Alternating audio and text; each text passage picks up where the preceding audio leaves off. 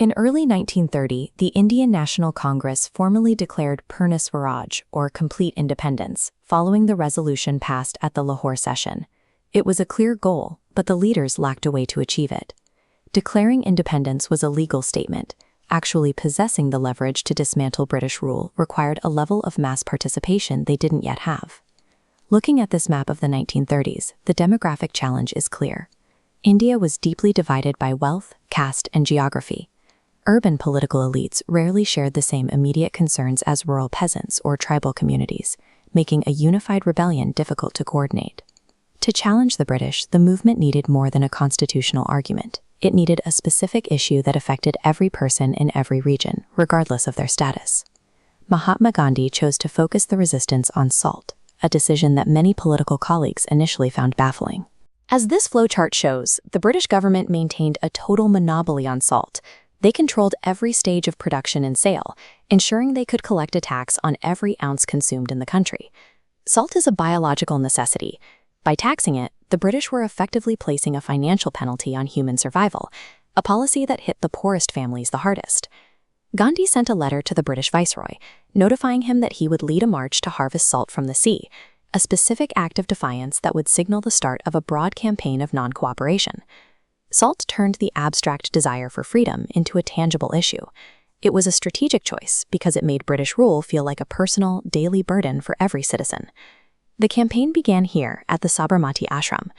Gandhi started the journey with a small, disciplined corps of just 78 volunteers. The plan was a 240-mile trek across Gujarat to the coastal village of Dandi. The march was intentionally slow. By spreading the 240 miles over 24 days, Gandhi ensured the movement would stay in the news cycle for nearly a month. At every village stop, the group held meetings to explain British injustices. With each mile, the original 78 volunteers were joined by thousands of local residents who began following the march. This wasn't just a walk, it was a rolling mobilization. The slow pace allowed the message to saturate the countryside and for the international press to report on the growing momentum. When Gandhi finally reached the coast at Dandi, he was no longer leading a small group, but a massive national movement. On the beach, he performed a simple, symbolic action, boiling seawater until the liquid evaporated, leaving behind a small pile of natural salt. By producing that salt, Gandhi had officially broken British law. He had demonstrated that imperial authority only existed as long as the people chose to recognize it. Crucially, this defiance was carried out with total nonviolence. The British were faced with a massive population that was refusing to obey, but giving them no violent excuse to retaliate. That pinch of salt became evidence that the British monopoly could be broken by any citizen with a pot of seawater and the willingness to say no. The act at Dandi sparked a countrywide reaction.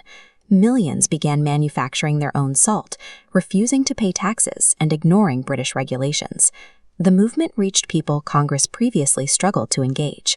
Large numbers of rural peasants, tribal communities, and women actively boycotted British goods. The British responded with force, arresting over 60,000 people and jailing nationalist leaders. But the jails were simply too small to hold the defiance. This sustained disruption lasted for years, eventually forcing the British into a series of deadlocked constitutional negotiations. By 1935, the cost of governing a non-compliant population resulted in the Government of India Act.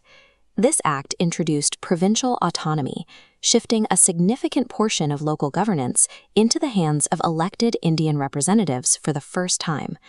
The 1937 provincial elections showed exactly how much the political landscape had shifted. The Congress won a landslide, forming the government in 7 out of 11 provinces. They were no longer just a protest group, they were now the administrators of the country.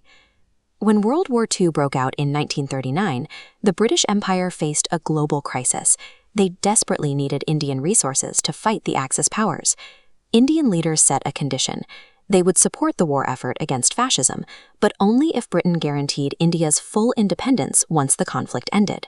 When the British refused to commit to those terms, the Congress ministries resigned in protest, proving that the British could no longer expect the automatic cooperation of the Indian people. The march to Dandi did more than break a salt law.